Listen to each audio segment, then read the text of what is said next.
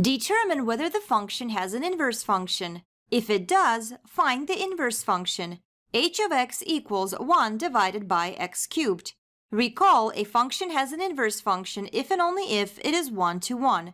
A function is 1 to 1 if no two input values correspond to the same output value. The function h is 1 to 1. So the function h does have an inverse function.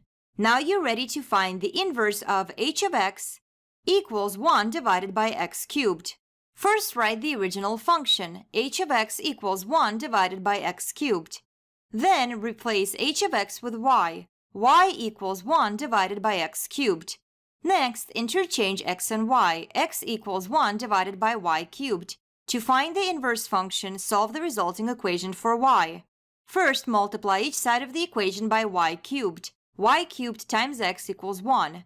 Then, divide each side of the equation by x. Y cubed equals 1 divided by x. Then, take a cube root of each side of the equation and simplify. Y equals 1 divided by the cube root of x. Replace y with h inverse of x. H inverse of x equals 1 divided by the cube root of x. So, h inverse x equals 1 divided by the cube root of x.